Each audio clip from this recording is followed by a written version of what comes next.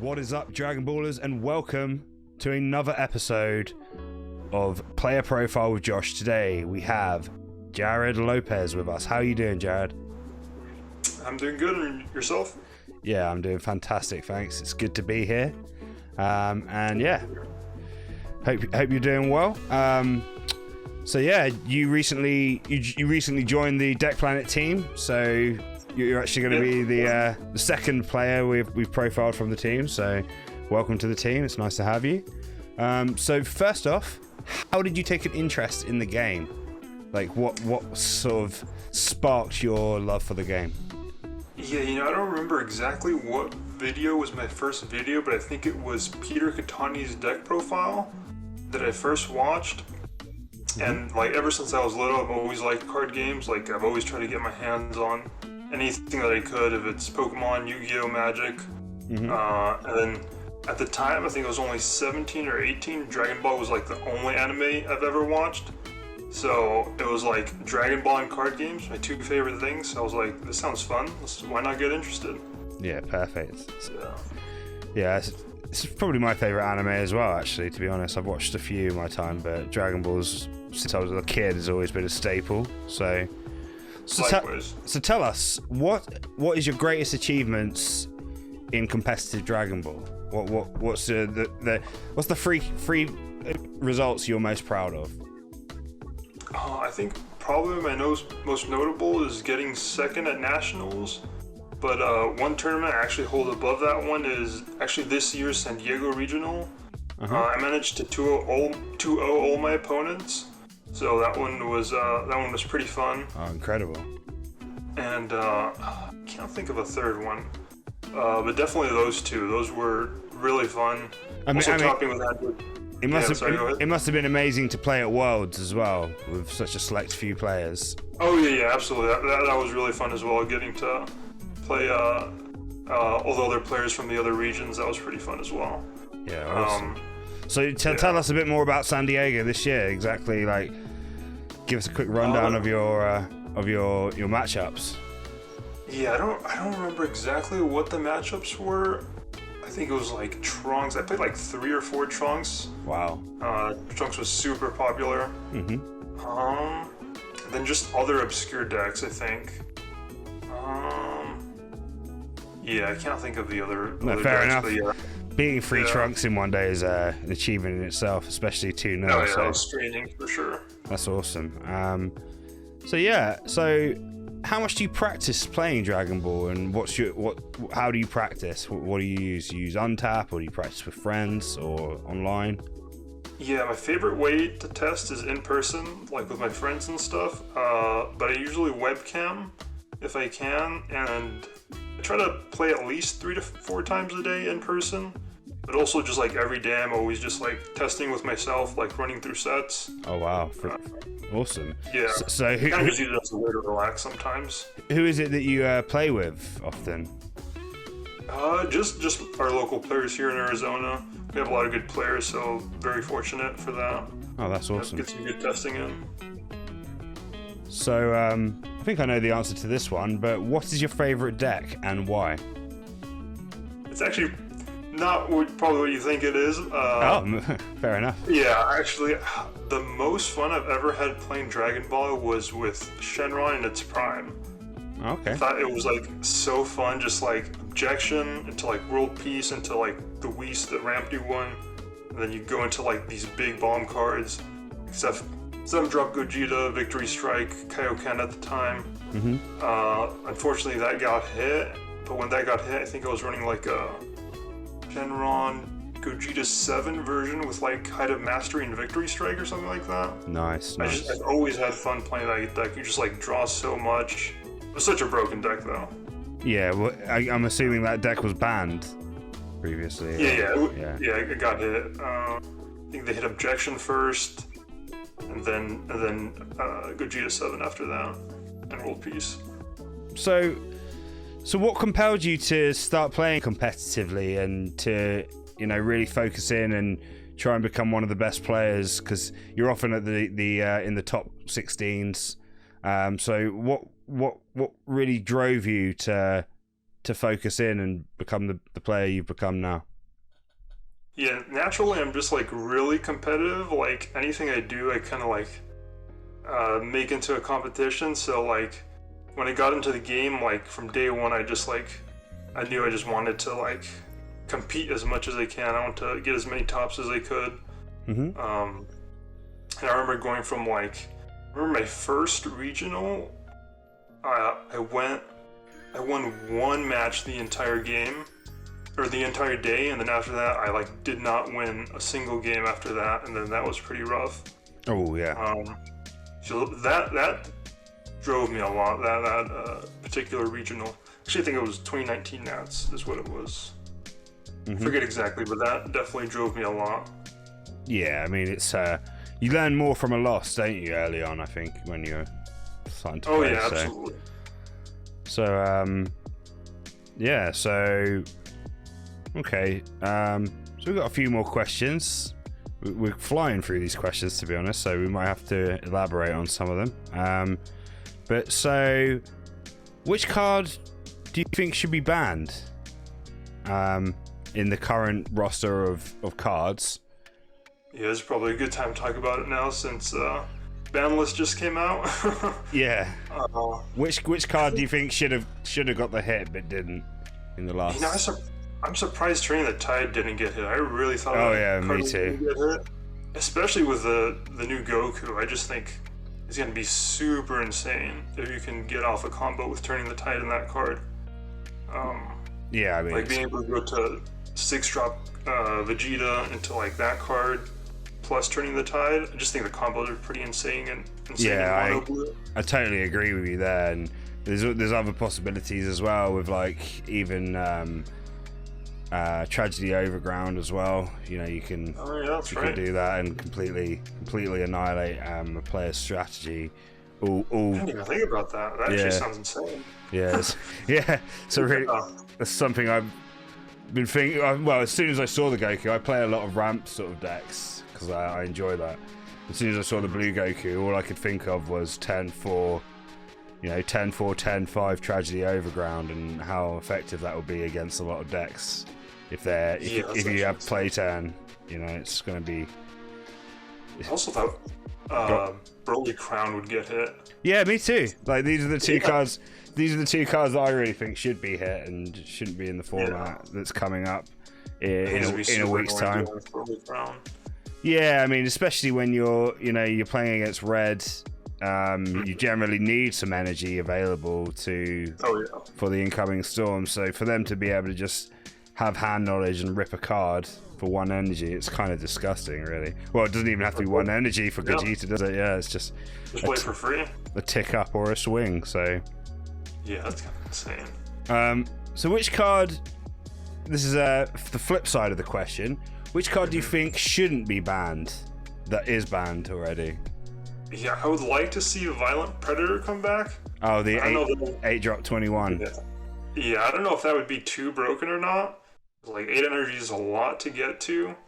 Like Turning the Tide's like a 7 cost, so yeah, I think it'd probably be okay.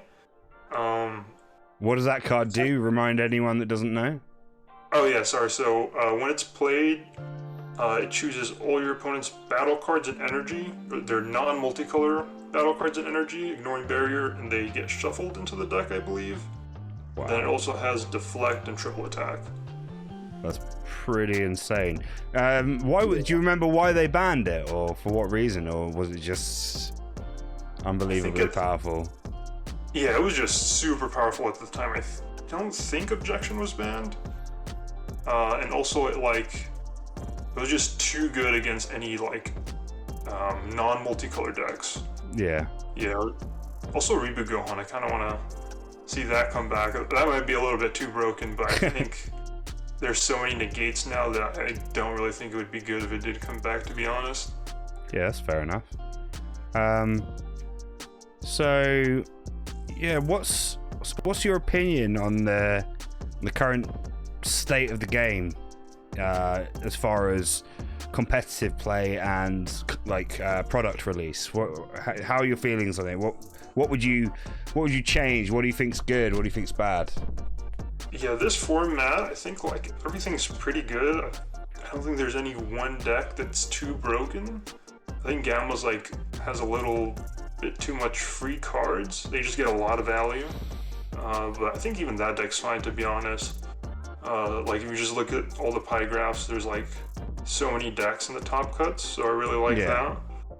I can't think of anything. I think games go on a little long.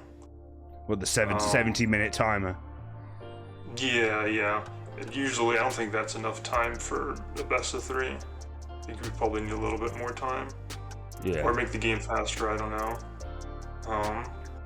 So how with Zenkai coming in, what's your thoughts and feelings on the new mechanic, and how do you think it will affect your own competitive play? Do you have ideas for how to move into this new format? Yeah, I really like the idea of the Zenkai cards. It's nice for like every deck to have like these like cards that you set aside that you can just play at any given time. It definitely changes up deck building, and I think it'll boost the consistency of decks in general. Yeah, I think, and it's definitely gonna. They have a lot of interesting cards for sure. Yeah. I think like the new 2-drop Goku is pretty insane. The one that they play with Reboot Pan. Like testing against that card is just like, it's kind of nuts, to be honest, what it does. Like barrier, double strike, dual attack goes up to like 30k or something. Yeah, and doesn't it crit a life if you're at 4 or less, or as well? Is that not the same one? Burns your opponent one, yeah. Yeah, that's pretty broken. I think that's probably got the strongest card in the Zenkai decks at the moment. Oh, yeah. For me, it's for me so far it seems like a bit of a gimmick almost. I mean, like they haven't really put anything too dangerous in there, except for maybe that Goku. It's kind of crazy, but yeah. What would you personally like to see in the in kind of the Z deck? What, would you like negates, or would you like to see more big monsters or counterplays? What are you thinking? What would be a great card for you? I think negates would also be fun. I think like a rival cards too, just because I like playing Android 16s. Having like a rival card that you could play from energy would be pretty fun. Counterplays would go there. I would like to see counterplays in your Z deck. Do you think it would make the game pretty broken if there were like guaranteed negates, or would they have to be expensive? Or how would you approach it personally if you were thinking about the game design? I think if it cost enough Z energy, it probably wouldn't be broken. So I think it'd probably be fair. I'd say it'd have to be on the higher end, right? So like 4 or 5 maybe to get. It's almost like a free negate, So obviously you have to pay energy for it, but or even like a secret rare Z card or something would be fun. Yeah, secret rare Z cards. Obviously, the Z deck extends to the main deck, so that would take away your SCR slot in your main deck. But I think that could be cool for consistency reasons to have your SCR in the Z deck. Oh, yeah. For sure. At all times, Yeah, so no, all great ideas. Regarding competitive play and like prizing and stuff like that, and how would you like to see any changes made to that, perhaps? Because I mean, you've been playing competitively since 2019, you said, so that's quite a while now within the Dragon Ball world. So you've seen a few things. How would you like it to be now? Are you fine with the prizing, or would you like it to be better?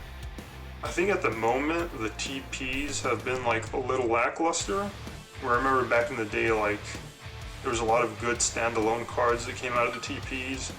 So I think that kind of like, I would like to see better cards come out of the TPs. Basically, I think that'll improve local scenes. I think that's probably the biggest thing for right now, just better TPs. Yeah, absolutely. All right, cool. So with the deck that you use the most, Android 16, we'll delve into this a bit more. Why is it a deck that you're drawn to and that you feel like it's great competitively? Obviously, you have good success with it, and that's normally down to a lot of practice, repetition. But what draws you to the deck to keep playing it? Yeah, I remember when it first came out, it was like so different and so unique. Like the idea that like, you just play your cards from your energy and they replace themselves. Like it was like such a value-based deck, I think. And the free 10k every turn is actually like probably more valuable than a card draw. Yeah. Because it costs you more than one card to get on an attack usually. So just like the entire idea of like playing cards from your energy, replacing themselves, I thought was like so interesting, and it really drew me to Android 16. Honestly, it's just like such a value-based deck. That's what drew me to it. Yeah, and so interesting. So, have you tried to play any other decks competitively in the last year or so since the? Recently, I've been on Gamma. Okay. I think my first real competitive deck that I played was Reboot Gohan. Well, I guess Shenron, but besides that, Reboot Gohan. And, like usually when I play a leader, I stick to it for like as long as I can. Like I remember I was playing Shenron until it got banned, and then I moved to Reboot Gohan. I played that until it got banned. Then I moved on to Android 16, and I've been with that leader for the most part. So I usually stick out with a deck for like a year, a few months probably. Nice.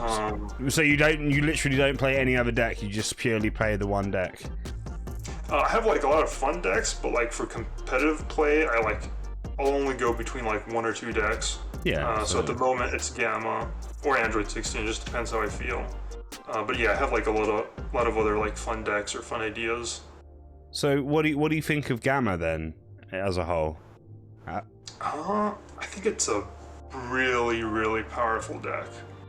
It's like just like SS3 on steroids, basically. Yeah. Do you like the way they've designed it? Because I guess it's kind of similar to 16 in a way that you replace and play from your energy, but there's obviously a lot more filtering, and it seems like a very well designed deck. Yeah. It's. I'm trying to judge how fair it is. It feels like. Yeah, I don't know, being able to replace the energy every time you play an android might be a little bit too good. Like maybe if they made that once or twice per turn, I think it would be a little bit more fair. Yeah. Would you say it's one of the top tiers decks in the format currently? Oh yeah. Like if you just look at its tops, I think it probably has the most tops out of any other deck. Yeah. But surprisingly doesn't have a lot of wins though. Can't really think of an event that it's actually won. What do you think's stopping it from getting over the line and winning events? Because like you say, it's tops a lot, but there seems to be a fundamental thing that's stopping it. Because obviously, decks like U7, Trunks Jeter, stuff like this, they've managed to get quite a lot of wins. Yeah. But what do you think's stopping Gamma? What do you think it needs to have that extra edge? Yeah, I don't know about anything in particular. It's probably matchup dependent. Like, does bad against Mill, probably bad against like Turtles and other decks that play like the Gohan. So it might just be matchups, honestly. I think it has what it takes to probably get a win. I don't know exactly why it hasn't though. So you say its fundamental flaws are the Gohan SS2 unison, I'm assuming you're talking about? Yeah. Like I remember playing Turtles, and I remember like just not being able to get over that card. Yeah. Just like the bean was just too good. It was so hard to overcome. Also, Mill, it just does horrible against Mill usually. Yeah, a lot of decks seem to have that as a kind of tragic flaw. Really, they come into Mill, and that's really a problem. The deck I'm going to be playing in a moment, the Zamsi Wish, if that comes up against Mill, it's practically an auto loss because it draws. It draws a lot. Its function is to pretty much draw the whole deck. So it's kind of like, well, it's rough.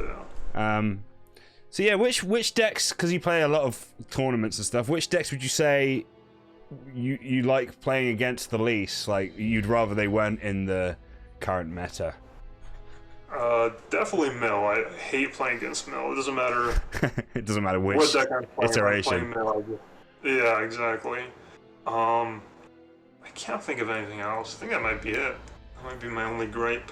Yeah, that's fair enough. So, yeah, I mean, it seems a bit crazy to have mill decks in a kind of game where the main thing is to draw, you know, and a lot of the things you do like normally force you to draw cards. So it's really, I don't know, it's a bit crazy, especially if you're running a small 50 card deck. It can be very problematic, but some people just want to see the world burn, don't they? So they'll just mill you out. All right, so yeah, so just a few more little questions before we get going. Like I said at the start, you recently joined Team Deck Planet. How did that all come about, and what made you make the jump to come join us at Deck Planet? Chris Anderson, actually, he reached out. He wanted to see if I wanted to join the team, and I definitely did. You know, you guys have like an amazing website and everything, and I was really drawn to it. And yeah, it just seemed like a lot of fun. You guys have good players as well. Mm-hmm. They have good YouTube and everything, so that definitely drew me to it. That's awesome to hear. And yeah, so yeah, Chris invited you in. Have you managed to do any training with the guys at all? Any practice matches or? Not yet, no. Okay. But hopefully I'll get some games in. So. Yeah, well, I'm always willing to play. I know our time zones are quite different, but yeah, that's true. It'd be great to have some games for sure. So yeah, what's the next tournament that you're planning to play? Probably the San Diego Regional coming up. I think it's on the 25th of September. Okay, so that'll be your first tournament within the Zenkai format, I guess. It'll be legal at that point because it's coming out on the 16th, I believe. So, well, that's the official release date. So, yeah, awesome. And after that, probably just I think Nats is probably the next tournament, just in Orlando. And then obviously you're gonna get to Worlds again, right? You know, yeah, exactly. That's the plan. So yeah, exciting times. So yeah, that's pretty much it for the interview side of things. Do you have any shout outs of anyone that's helped you get to the ability you're at now and get your good positionings? Anyone that you've trained with a lot? If you've got any shout outs, go ahead. Yeah, shout out to all the players in Arizona. We have a lot of good players here. Shout out to Joshua Reese. He's another Arizona player. He helps me test a lot. He's also shout out to my previous team, Team Genki Dama. They really helped me out a lot, especially early on. And then also shout out to Team Deck Planet for having me on now. Yeah, no, like I said, it's an absolute pleasure to have you on board. And yeah, now you're flying the Deck Planet flag, we expect good things from you.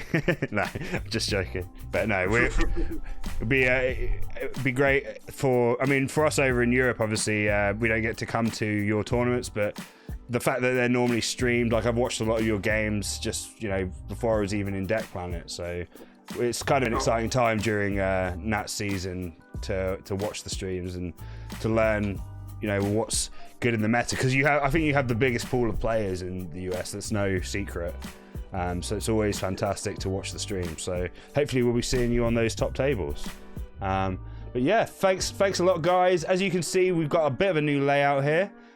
So below me, you can see that we've now got a TCG affiliate link. So if you're going to be buying Zenkai singles, then buy them through the TCG player link that we have, and that will help us make the site better. Essentially, we're looking to build the site up, and that kind of thing takes money and server space. So we've also got the Patreon, which is under Jared. So yeah, if you're interested in Patreon, we are revamping that soon. So yeah, go have a look. And yeah, like I say, everything will help to fund the site. So thanks again, Jared. And yeah, well, I'll see you guys in part 2, where we're going to have a game, which will be Zamasu Wish versus Android 16. And I am not looking forward to this. Well, I am, but all right, thanks guys, we'll see you all again.